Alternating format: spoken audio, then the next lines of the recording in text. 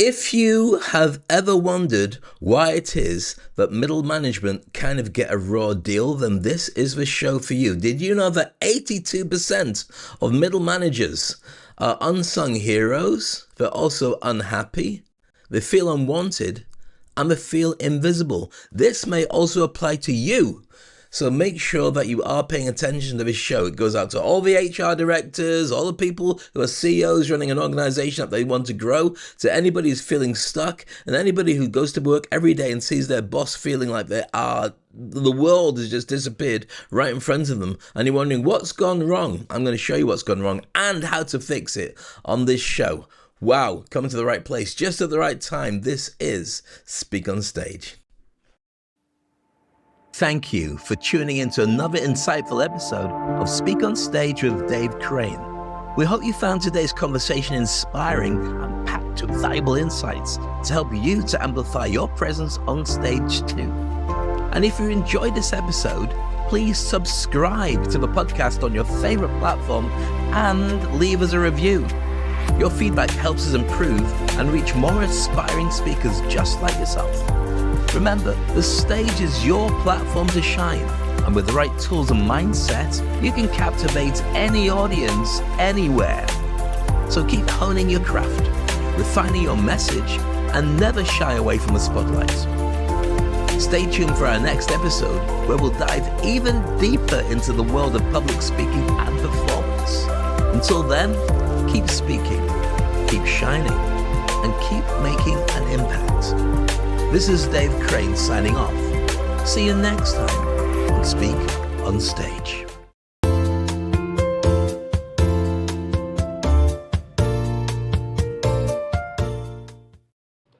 And as if by magic, my book appears. Have you seen it? Here we go. It's available now on Amazon.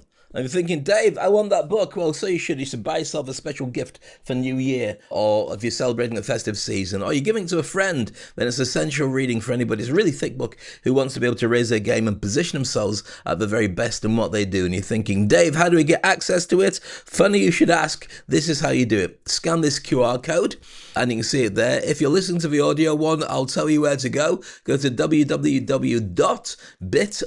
that's bit.ly, /Thought Leaders Playbook. That's bit.ly/Thought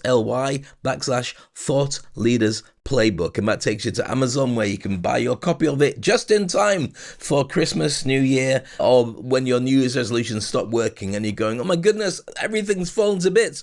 I joined the gym, I had such good intentions and nothing's happened. Well, that's the way it works if you don't actually do all the heavy lifting, which is to plan your goals effectively. We'll talk about that another time. In fact, we'll talk about it during this session, because I think a lot of it will have an impact on what you feel and what you need to do. So if you just joined us, this is today's session, and we're talking about that. You've already seen the picture, and if you listen to the podcast, you've seen nothing. But if you're watching it on Amazon, or you're watching it, not on Amazon, on Apple iTunes, or on Spotify, then you're going, oh, I've seen the picture, Dave. So everybody else who hasn't, then now you can. So today it's asking a big question: why 82% of middle managers feel unhappy and unwanted and invisible? And there's a survey from an article, which I'll tell you about in a moment. By the way, welcome to Speak on Stage. This is a regular podcast that we do. And if you haven't got all the subscriptions done, then go to wherever you found this and subscribe. There are lots of episodes covering all sorts of areas of self-improvement, personal branding, speaking, and sometimes just fun with some hypnosis shows on there as well, which you can enjoy, especially around about Christmas. It's good. Just go to Speak on Stage and you'll find everything. And we have big plans coming up for you in the coming year or so. If you don't know what they are, then you'll have to keep watching to find out. Yeah, you will. That's what a surprise is. If I told you, it wouldn't be surprising anymore, but it is very cool. So let's go back to this. 82% of middle managers feel unwanted and invisible, and nobody cares and nobody talks about it, but they take up a large part of the workforce. So let's talk about being a middle manager. What does that mean? Well, in the army, it would probably be looking at a sergeant major, somebody who's in charge of all the troops, gets everything done, everyone reports to them, but the senior decision makers only inform them when they need to know. They're never invited to the top table. We're just instructing them what the top table has chosen to decide is the way forward. And they have to go and deal with all the troops, all the problems, all the challenges. They've got to use kindness. They've got to use leadership. They've got to use a firm hand. You can't use that in your office. It will get you sacked, whoever you are. We don't do that anymore. Well, you shouldn't do. And so the big problem is they kind of like dig themselves into a really good position, and then people don't want to promote them. They don't want to do a lot of things, and it makes it really difficult. You may have already experienced this, by the way. It comes from this article, which I'm going to share with you right now. So this is on, in fact, I should tell you where it is, but I'm not going to. Maybe I'll put it into the comments section of this. So this article is on Fast Company, and it says exactly 82% of middle managers feel invisible, and here's why. It's a fascinating read. It came out yesterday or the day before, and as soon as I saw it, I thought, oh my goodness, this is what I've been working on. I've been working on ways of creating better communication and positioning people so they can fast track through their company much easier. Because if they feel disengaged and they're working so hard, they just don't stay productive anymore, or they leave. And you're going, but these guys were great, they never said anything. No, because nobody's listening. That's why it's really important that you listen and you understand what's going on now. I hope that kind of makes sense to you. If it doesn't make sense, it will do, because I'm going to continue with this whole theme. So, why are your managers unhappy and unmotivated? Let's look at the different reasons. First of all, did you know that only 6.25% of middle managers reach B-suite? What's B-suite, Dave? B-suite is, C-suite is all the CEOs and COOs and CMOs, all these people who are owning divisions, and they run lots of stuff. We've got an office full of people that runs lots of different divisions and stuff like that. So, but very important people. And they're on the top table. So they go to regular meetings where everybody wears a tie. Right. And the coffee is really expensive. Well, it should be. B-suite is the really important role just below them. So if you're B-suite, it means actually that you're in a position where you are the bridge between the C-suite and the troops. So you do a job that's really important, you recognize as being really important, and the odds are, if you keep doing it as well as you're doing, you'll be groomed, in the old way of saying groomed, not the kind of pervy way that people talk about it now. You would be fast-tracked and trained and motivated to become a C-suite later on. Doesn't always happen to everybody, but that's generally where you look. You look at the B-suite to promote to the C-suite. But only 6% of middle managers get to actually be in that position. How can this happen? Well, the problem is you create a rod for your own back. Let me explain. First of all, with number 2 on this list, but it doesn't matter. I mean, we'll ignore the order. So if you're listening to it, you're going, Dave, I'm writing it down. Well, you're driving. Don't write it down and drive. I'm in the back seat. Why are you in the back seat? I've got a chauffeur. Well, why, if you got all that money, are you not just looking at the video? Because I don't want to. I don't like your face. Your beard looks weird. It reminds me of Santa Claus. Okay. Moving on. Number 2. Lack of recognition, the contributions that you make, the job you do, people don't see it because they're not looking at it. You spend a lot of time with individuals. You spend a lot of time talking about things that most people don't know about the conversations because they're private. You don't write them down. You don't do a report on everybody. So if you get pulled up by a member of staff, or you see somebody looking really upset and you think, I want to spend some time with this person, find out what's going on, find a story and see if we can fix it for them, then that's something that doesn't normally get reported. Why should it be? Because it happens all the time, so frequently, and it's part of your job description. But anything else that you've done, like when you produce something and it hits all the targets, it's actually quite rare that the organization turns around and singles you out as a big hitter. Why? Because it's your job. You get paid to do it. So why should you get special treatment? It wasn't just you, it was everybody else. So you kind of feel like you're part of the troops and you kind of look like your management, but you're not really either. Because troops will talk to each other. I'm using an army analogy, I don't mean to. Any corporate organization where you've got the staff will talk to each other without talking to the manager a lot of the time. Because if you kind of like allow yourself to not be a management person, then the odds are that you will be seen as not respectable. And they will just not look up to you and will bypass you. So you've got this really weird position where you've got to be important and also connected, but also able to be used as a stepping stone to send messages above you. But the problem is, if you're not being recognized, those messages are falling on deaf ears. Let's investigate further. So number 3 is this: no growth plan. Basically, it's unclear what's going to happen next. If only 6.25%, and let's just call it like 6.25%, reach the B-suite, which is where you really want to be if you want to promote yourself and then get seen and recognized, then there's no way that you're going to be able to feel motivated beyond getting paid and loving your job. You're not going to feel, where is this going? Now, that might seem okay because, you've just got the job and it's okay and you're wondering how it fits in. But after a period of time of just treading water, staying afloat, seeing lots of people get bonuses and yours is more or less the same because it's expected of you, that kind of depresses you after a while, and you can feel invisible because when companies do well, the big bosses get all the plaudits and everyone says, wow, that's amazing what you've done with your company, but it's never them that did everything. They might send some really good signals and they might be really good at leadership, but ultimately it's a picking of the right staff and the staff that do the big job. Often that doesn't get recognized by anybody outside the organization, and often inside the organization. And you're probably nodding as you hear this because you're feeling the same thing. All right, next up. So no growth plan. Number 4 is cul-de-sac positioning. So when you drive your car, if you drive your car, you might be on a scooter, you might be walking, but you will have walked around, unless you live in a desert, in which case it's unlikely you got internet, in which case you won't know that I'm talking right now. Anyway, have you ever driven a car or gone down what's called a cul-de-sac? It's one of those places where you go down a road and then the road is cordoned off at the end. So it's either got a wall or it's got, a lot of houses and a little roundabout that you come back out of it to go out. It's called a cul-de-sac. It's used really well for making real estate and making communities. But it's really difficult in your job if you find that you've gone down a path and there's no promotion out of it.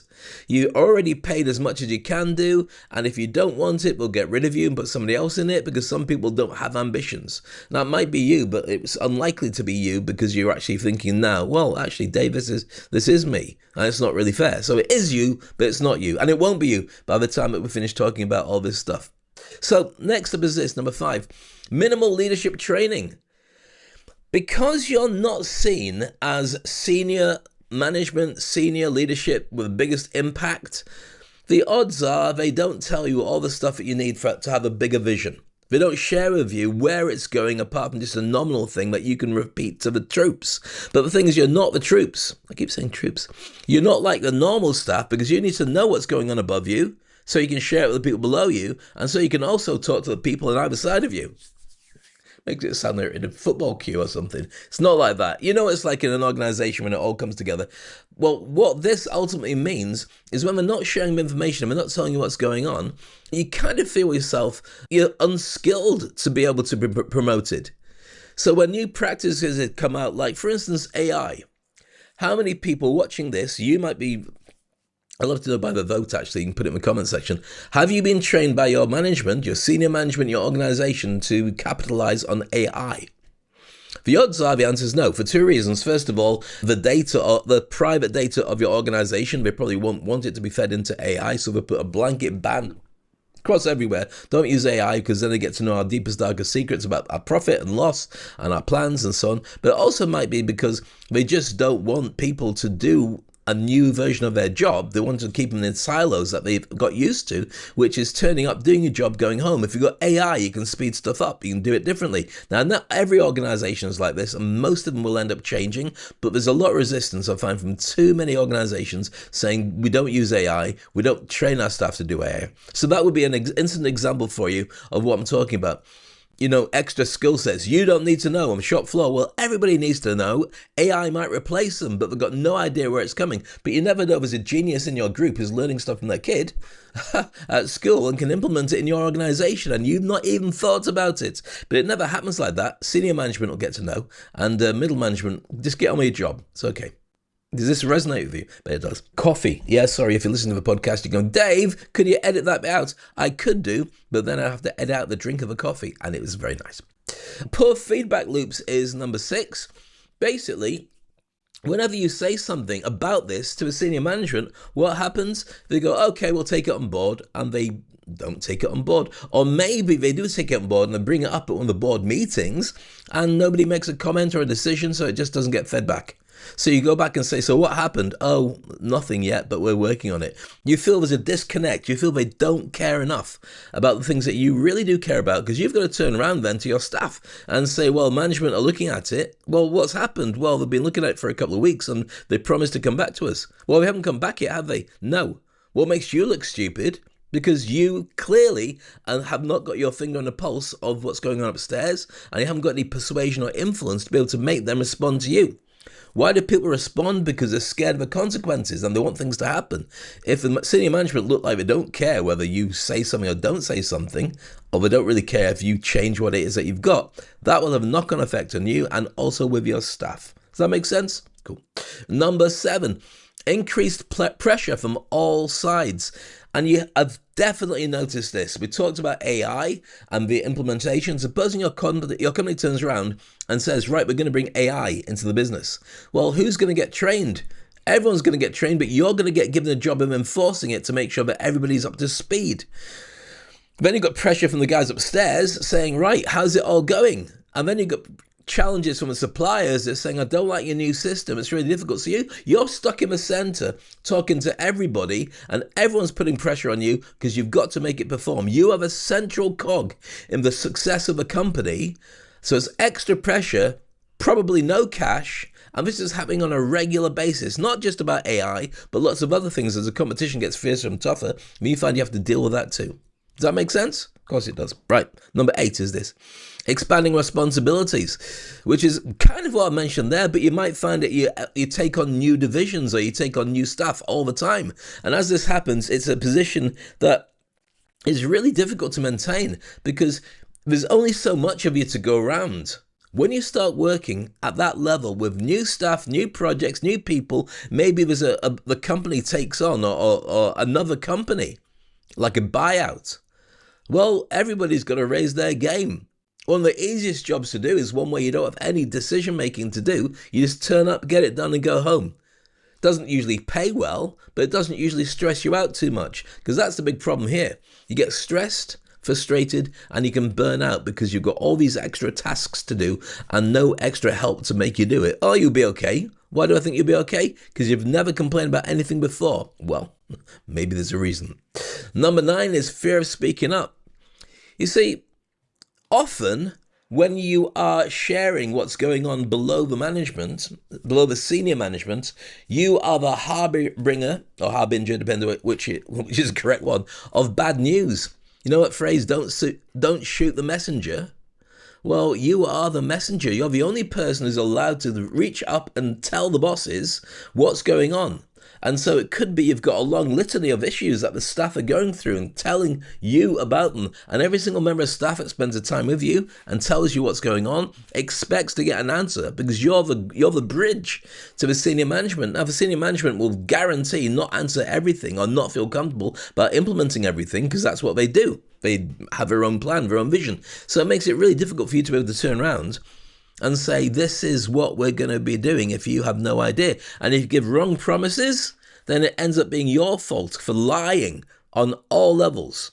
You lied when you told the guys upstairs that everything was fine. You lied to the guys below when you told them that you'd fix it. And you lied to the suppliers when you said, you keep spending money with us and keep doing business with us because we're fine. You're not fine, but you're at the center of it. But you're not in a position where you're treated like upper management. Not B-suite, which makes you more frustrated. You speak up and you keep giving them grief about what they need to do, then they'll just get rid of you. You are the problem. This guy comes in every day complaining, but isn't he meant to handle that? Yes, he is. Well, why is he coming into the senior management office? I don't know. Well, can we have a word with him and then maybe see if we can get somebody else in? That's what you deal with. You probably know what I'm talking about. So the next one is this. Number 10 is the staff is your problem. Nobody else is to blame for what happens among the staff. But this is when it gets really tricky. When you're in charge of a staff and you have to decide what happens with everything from people getting wage rises to insubordination, to people being tired, work-life balance, somebody goes for a divorce, or computers are out working and need to send messages, whatever it is that's going on in your organization. While this is happening, You don't have any power. All you can do with most people is just listen to their problems, and hopefully that will make it go away. Well, remember, this is a world where people are on TikTok all the time, and they're on YouTube, and they're on LinkedIn, like we are right now, or TikTok. If they feel that they're not getting the right results, they might well name and shame you. But if they don't name and shame you, and they don't name and shame the company, they'll do something else. It's got to go somewhere, that level of frustration. It might be they just refuse to promote you or work with you. And even worse than that is if they don't tell you that's happening.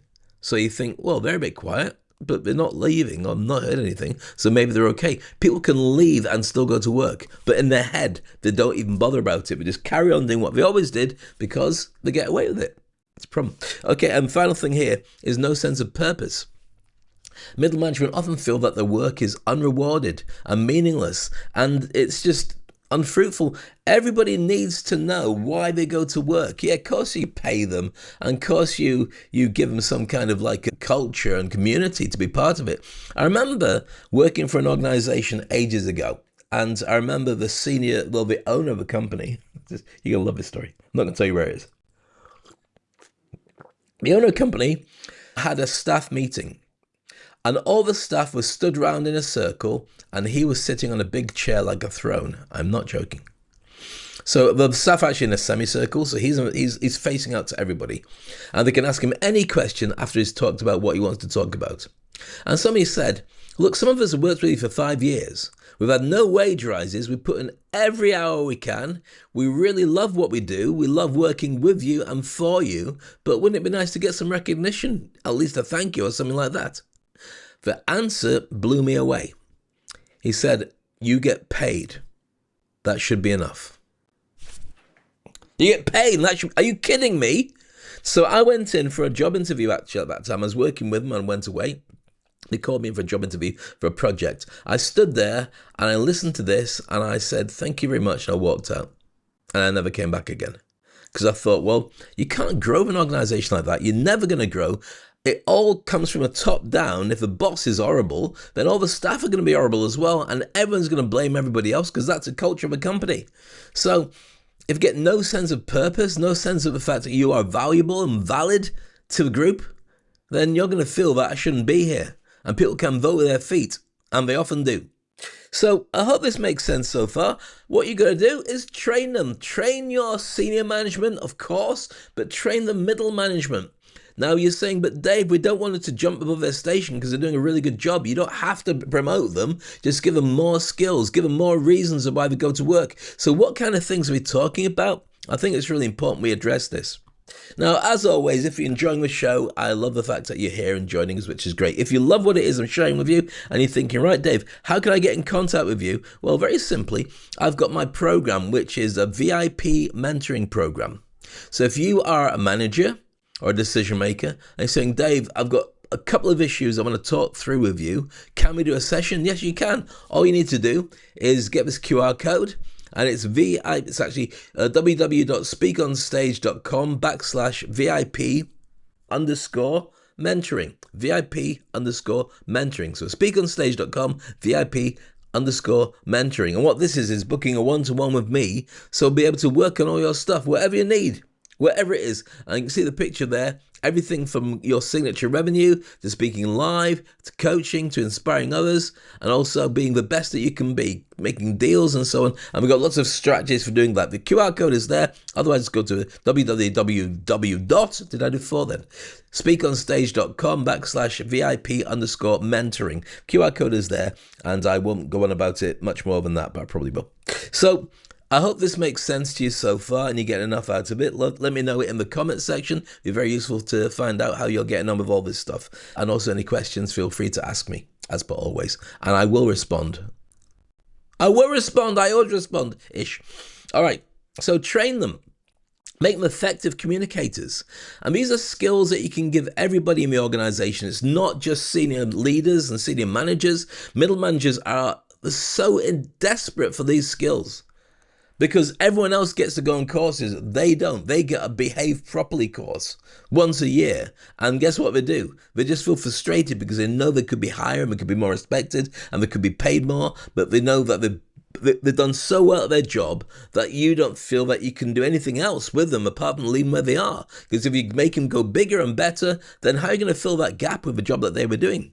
And often it's not the pay that's missing. It's a seniority. It's a new business card. It's a new set of challenges. Not every organization realizes that because we've already established 6.25% actually go from middle management to be seen as B-suite. That's tiny. Okay, so we look at effective communication skills for leaders. And that means getting over imposter syndrome. I've talked about imposter syndrome many, many times. And this is what I do when I'm training people to get over imposter syndrome. It's that belief that you are not as good as you want to be. And everyone around you is telling you so. But you should ignore it. But you don't know how to because everything around you tells you. But imposter syndrome is... I think about 90% of people when surveyed have imposter syndrome, and so they just don't think they're going to be very good, so they just don't try and don't make the effort. But I promise you, it's really effective and you can do really well. So we cover that. That's one of the big problems is imposter syndrome. Then you've got to learn to negotiate and influence and persuade. Now, you've probably got really good skills at that, but not the level that you really need to be able to be promoted as a manager to a senior level or get really empowered and powerful things done. So when I talk about negotiation, I talk about the ability to work out so everybody feels that they've won. Influence, so when you say something, people get it. And then persuasion, changing things around, creating really good bargaining chips when you talk to people so they want to do business with you, creating trust, credibility, and a position of authority. Does that make sense to you? Good. And keep coming with the comments and questions, by the way. Always appreciated. All right. Interpersonal communication, your ability to talk to anybody else, whatever level they are, just to make sure that they feel valued and they know that you are valued anyway. But it makes it feel much better. Next up is written communication. How much stuff gets sent by WhatsApp or email or internally in Slack or ClickUp? When you share these messages, and you might be on them all the time, every message is so loaded. They can either be spiteful, or they could be lovely, they could be inspiring, or they could be something that makes you feel depressed. When you know how to write properly, then it's much more effective to do all this kind of stuff. Yep, good. All right. Next up, conflict resolution and difficult conversations. This is your wheelhouse. This is something you have to deal with all the time. Conflicts between staff, conflicts with suppliers, and also those difficult conversations you have to have, like we're going to be letting you go, or maybe we have to cut the budget, so everyone's going to take a pay drop, or we can lose some people. But those kind of challenges that you get on a daily basis and you become really good at, we're going to be able to train you to be even better, so you get exactly what you want from all those things. Next up, team communication and motivation. It's not a small thing to be able to lead your team into battle. Again, going back to the troops idea in the army. But effectively, at work, you are kind of doing the same kind of thing. Cheers, by the way. Oh, cheers, big ears is what I used to say when I was younger. I didn't have big ears. In fact, I didn't know anybody who had really big ears. Oh, Ian had massive ears. Yeah. We used to call him Dumbo, but never to his face because he's a big guy. And said that if you put a feather in his cap like Dumbo, he would fly home. Yes, it was cruel. Kids are cruel. It's all right. Team communication, motivation. You need to be able to get your team to be motivated and do it collectively so they feel that there's something really special amongst that group and we want to stay there forever. If you're not doing that, you're leaving yourself wide open for somebody else to swoop in and take your most motivated people who just don't feel motivated by you or the organization and take that motivation and use it somewhere else for themselves. Often it's a client or it's a company that's in contrast and competition to you. So they're most likely to swoop down, take somebody who's great for their organization, who was doing a great job for you, but you didn't say thank you enough times. All right. Crisis and change communication. Of course, when you're a senior leader, you get trained in this because you have to do really high-level negotiations. But that doesn't mean that filters all the way down to the bottom of the food chain in an organization. The middle managers, they don't get given those skills. They don't get taught how to deal with crises because they're not often outside world-facing. It's all internal, but the questions and the answers are still as essential as would be in any other organization. Cross-departmental and functional communication, sharing who you are, what you do, and the latest news across different departments. If you don't do that, and you don't share it, then everyone becomes siloed, and they do their own thing, and there's no way of being able to tell whether things work or not, because nobody will tell you, because it's none of your business. You probably experienced that, where people say it's none of your business, and they're in the same business, in the same company, being paid by the same people, but there's just no communication. Presentation skills, and I'm not talking about being a presenter necessarily. I do lots of big presenting. In fact, if you haven't seen the stuff I do stuff like this. Now, I'm not expecting you as a senior manager or a middle manager to have to go out and do hypno shows and talk on big stages or do rugby sevens, any of that kind of thing. Unless you want to, in which case we'll have a different conversation. Cheers. Look, it's early. I love coffee. What can I say? Okay, you're watching this later in the day. It's not early for you, but when I'm doing this, it's for me. Coffee is in my lifeblood. Keeps it going all the way through. Does it, Dave? Is it really in your blood? No, it's in my tummy. Look, stop. So presentation skills is what we're talking about. The importance of having those abilities to talk to one-to-one and create a great relationship in a safe space and get complete transparency. Or to a small group of people. You don't have to be going out to thousands or hundreds or even 30 people. And the odds are that you're talking about maybe 8 people maximum when you have a conversation amongst your group. But the ability to do that takes a lot of skill and a lot of stuff that most people don't know how to do. Next up, dealing with really difficult conversations. Often you find that staff have got problems at home and they're not really sure how to deal with it. You've got to take them to one side because you know it's going to affect the work at some point, but you also have to be seen as a confidant or a friend. Are you crossing the line? Well, maybe, but you're there every day. If you can't optimize what they do at work, you're going to get blamed because it's not the level that you've got to have coming out of them. So sometimes you have to, or sometimes it just leans in. You see a member of staff upset, or crying, or depressed, or not chatting, you go over and find out what's happened, and that's it. And you sometimes have to turn around to staff and deal with people who have been laid off. Difficult conversations, or stepping up their game, or warning. These are things that you don't know necessarily how to do. Experience has taught you to a certain level, but maybe you've never had to lay staff off and sack them. It's really difficult to be able to get your head around all the steps without getting into a really upsetting situation. Next up is this. Cultural sensitivity and inclusion. Again, this is something that you probably haven't been trained to deal with. You've got a whole diverse workforce and you're playing it by ear. You watch the news, you watch TV, you go on TikTok, you read magazines and newspapers. You're pretty cool. You know more or less what's going on, but you don't know the best practices because it's not often that people tell you those things. You need to know exactly how to get the best out of your team and make them feel that they're included, whoever they are. Then you got, as I mentioned, problem solving and decision making. You have to turn around and say, I need this to happen. And you need this to happen on a smaller scale than where the organization is going. But put this into perspective, right?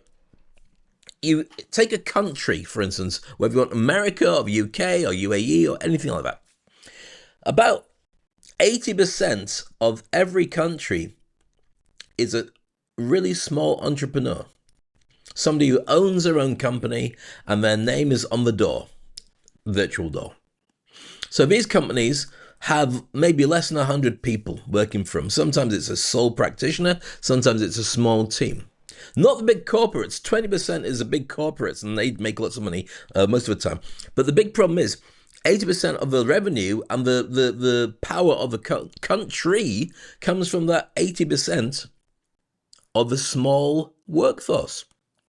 So when you embrace AI, a big organization has to do lots of research and lots of change and memos and blah, blah, blah. A small organization can say, right, we're going to take it on tomorrow. What do we need to know? Right, we get somebody in, oh, I'll learn it myself. And they pivot very easily like a boat that's turning. A small boat can turn very quickly, but something like the size of a tanker full of oil has to start turning miles in advance to be able to make sure that as it goes along, it's able to make that transition. So that's why it's so important to be able to have great decision-making skills with your management, your middle management. You already know this anyway, but it's not often seen properly. It gets overlooked by the guys upstairs. Communicating on hiring, onboarding, and letting go. We've talked about this before because the thing is you're the person who actually turns around and lets people go. You're the person that brings them in, teaches them, these are the people you work with, this is your desk, and this is the stuff that you do. Doesn't mean it's easy. Trial and error. You've been at a company for a long time. You've worked with other organizations as well. But it doesn't mean that you're up to best practices. The amount of time I've seen organizations get sued because this wasn't done properly by the middle management. The big leaders don't see all the staff the same way, but middle management dropped the ball when somebody was upset, and because people don't leave organizations, they leave their manager. So if you're not dealing with the people properly, they will blame you and blame the whole organization as you. So at some point, like, you feel empowered, that you can say things and get help, or that you feel that you can answer things on behalf of the organization. Because if you don't feel that, all you're going to go is, I don't know. And after a while, people just vote with their feet, or even worse, they go online and say horrible things, and they usually name you in it as well. All right. How to network effectively. I love these cups, by the way. We've got one of these Jersey cup. I thought it was a ridiculous cup. My wife got me one, and she said, look, that's for you. And I went, but it's massive. It's ridiculous. But I love it. Oh, my goodness. I keep it all the time full of cold water. It's fantastic. And I take it all back, all the criticism, like, what am I going to do with that? You're not getting it back. I am keeping that. It's fantastic. If you haven't got one, ask for Christmas, ask for your birthday, ask for Eid, ask some, or just buy it yourself if nobody's going to do it. It's worth having it. All right.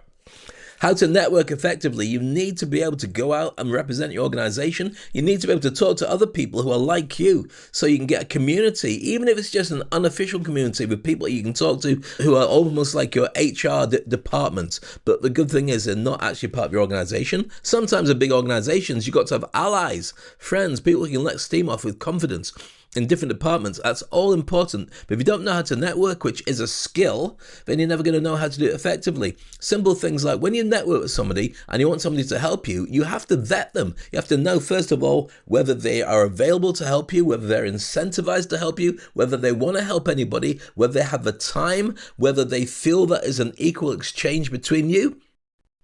If you're going to network with them and believe that they're going to be part of your community and going to start leaning on them to help you, you got to know that it's both ways. If you haven't got that, it's just a contact, not the same thing. So there's a lot more to networking than you might necessarily know. Also, how to increase sales and close deals. That might seem like, well, we're not in sales, I'm in middle management. Everybody's selling all the time. Doesn't matter. When you pick up a phone, you're representing the organization. And when you're going out and talking to people, you need to be able to have the process in your mind of how to close a deal. And that means that once you've trained yourself, once you've learned how to do it, you can train your staff, and they're also able to do it. Go out there and sell and create better communities and better suppliers. Even if you're not forward-facing, customer-facing, B2B, it still works, the ability to have these skills, because at least then you can talk to people who are driven by sales and understand the lingo, as opposed to just going to work and getting paid. I don't think there's many people who just see that as the only reason to work for any particular organization. So next up is this. What do you do? I'm not going to spend too long on this because we've talked a lot, but leadership communication touch points, there's vast amounts of them. I'll go through them very quickly. Into personal communication, written communication, conflict resolution and difficult conversations. We've already been through this. Team communication and motivation. Negotiation and influence and persuasion, crisis and change management, cross-departmental and cross-functional communication, presentation skills for small groups or one-to-ones, dealing with difficult conversations, always very important, cultural sensitivity and inclusion, problem solving and decision making communication in hiring, onboarding, letting go, and how to network effectively. These are some of the things, as well as how to increase sales and close deals. These are all essential skills that any middle manager needs to have, and if they haven't got them, they're going to feel frustrated, and they're also going to be in a position where they can't really talk to anybody about it, because if nobody's paid attention so far, the odds are they're not paying attention in the future when you turn around and say, I'm going to leave because of this. They're going to go, oh, well, why didn't you say something? Well, you weren't listening. Does that sound familiar? Okay. Any questions you have, feel free to contact me. I'd love to know. You message me directly on any platform that I'm on, or you can go to the normal channels. So I'm on virtually all the, I don't think I'm on TikTok. I probably am on TikTok. But on LinkedIn, it's very easy to get access to me. Or go to my website, Speak on Stage, and do it there. Or any questions, put it into the comment section of where you're watching this video, or listen to the comments on your audio device. And I'll get back to you and I'll answer everything. Even if the broadcast is already finished, I do go back and check the comments and messages that I said, and I get back to everybody. All right then.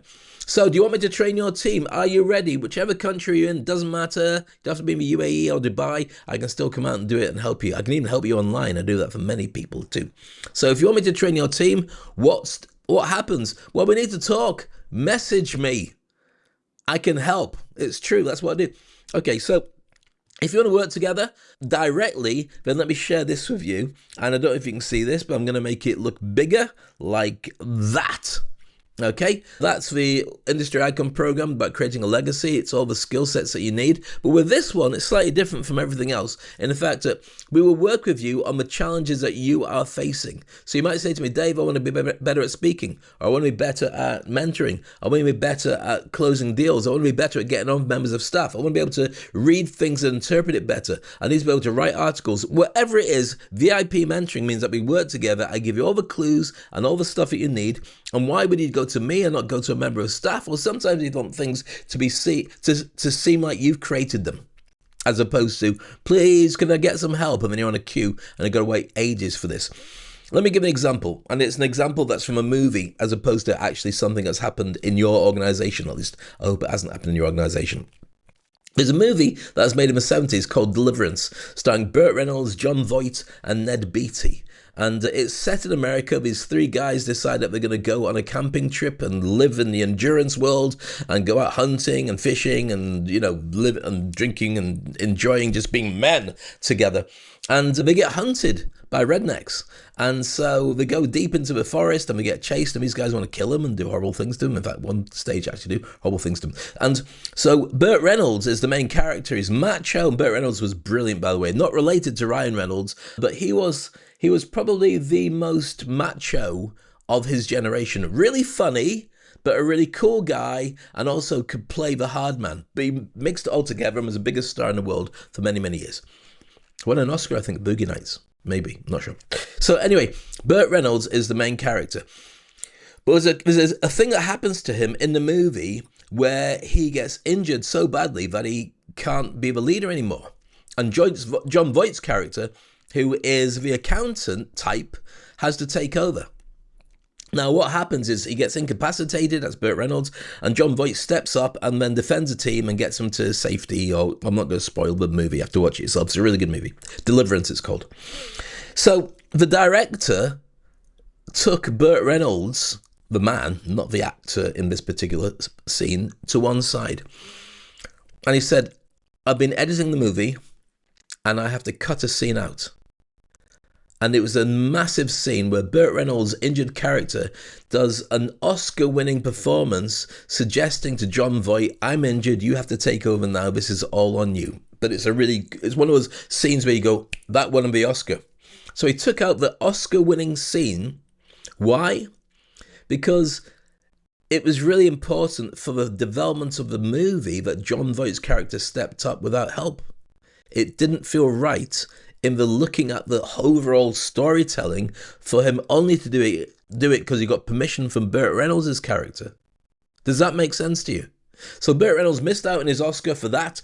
The movie became a huge hit, and nobody but the actors and the editors and producers, and of course the director, knows that there was a better scene that could have been inserted, but it just wasn't there.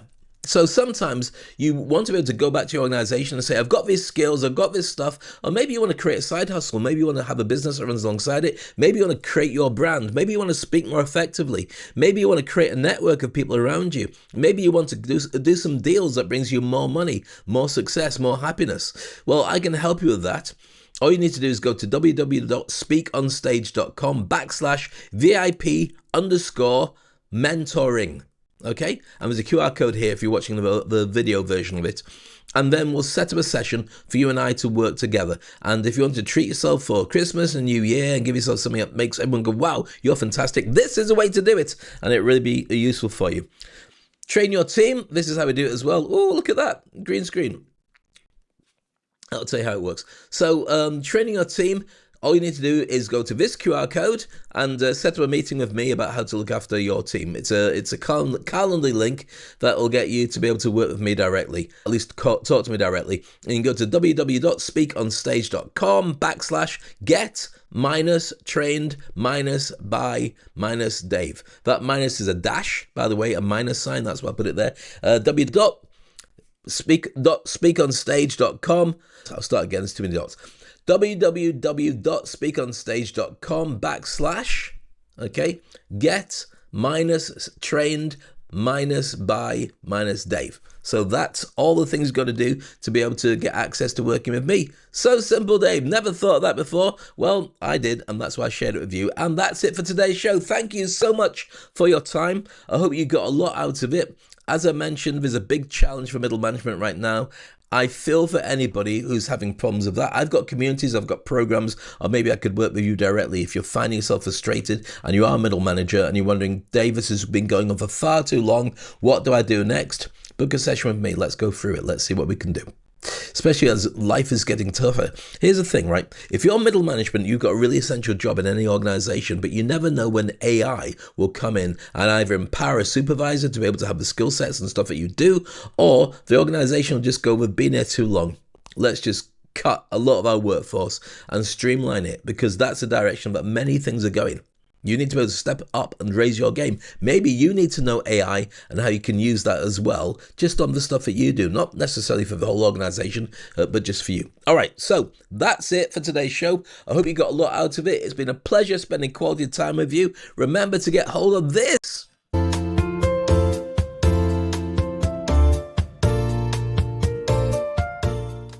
The Thought Leaders Playbook, that's available for you. If you want to know how to get it, I'll show you the QR code one more time. No, in fact, I'm not going to do it. You have to go back through the actual... No, here it is. Look, that's it.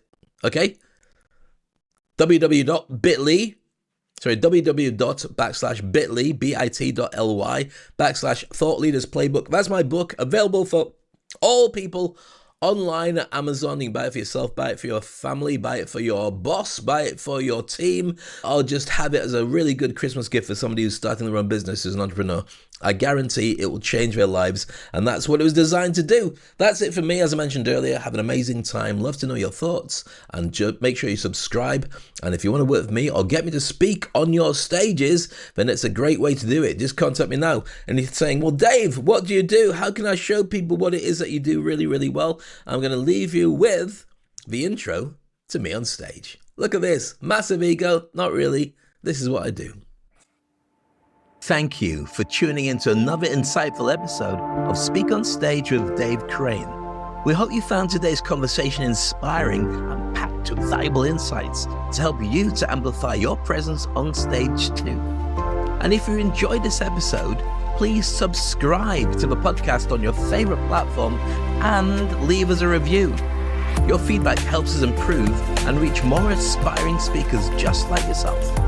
Remember, the stage is your platform to shine, and with the right tools and mindset, you can captivate any audience anywhere.